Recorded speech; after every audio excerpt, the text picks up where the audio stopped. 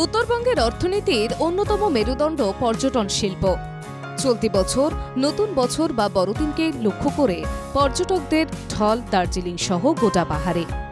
তবে এই সময় পাহাড়ে ঘুরতে এলে থাকার জন্য ঘর নাও পেতে পারেন, কারণ অধিকাংশ পর্যটন কেন্দ্রগুলিতে প্রায় 85% হোটেল বুকিং হয়ে গিয়েছে।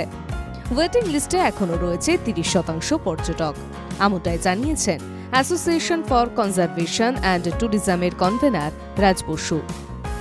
নেওড়া ভ্যালির উপরে এই প্রত্যেকটা জায়গাতে বরফ পড়াতে আমাদের কিন্তু এবার সিজনটা একদম অন্যরকম হয়ে গেল।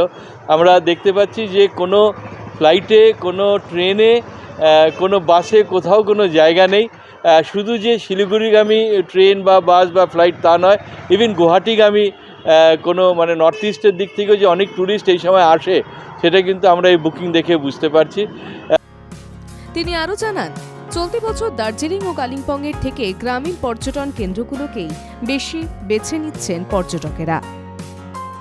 পাহাড়ের প্রত্যেকটা গ্রামীণ পর্যটনের যে স্থানগুলো আছে, কোনো হোমস্টেতে কোনো জায়গা নেই।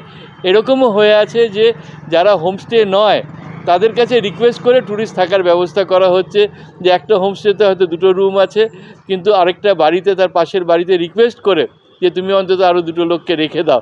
এইভাবে করেও ব্যবস্থাপনা করা হচ্ছে।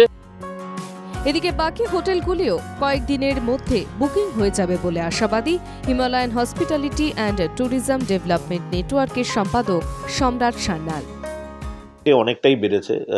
কোভিডের পরে আপনারা জানেন যে আন্তর্জাতিকভাবে যোগাযোগ ব্যবস্থা যেহেতু অনেকটাই কম ছিল, সেই কারণে কিন্তু বিদেশি পর্যটকের সংখ্যা ওভারঅল ইন্ডিয়াতেই, ভারতবর্ষেই কিন্তু কম ছিল। কিন্তু আস্তে আস্তে যেহেতু যোগাযোগ ব্যবস্থা আবার নর্মালাইজ হচ্ছে, তাতে কিন্তু বিদেশি পর্যটকও আসছেন এখানে আমাদের অঞ্চলে। হয়তো আমরা প্রি কোভিড লেভেলটাকে এখনও পর্যন্ত টাচ করতে পারিনি, তবে যেটা একেবারেই ছিল না সেটাকে টাচ করে কিন্তু আমরা এই জায়গায় পৌঁছতে পারছি। পাশাপাশি একই মন্তব্য হোটেল মালিকদের।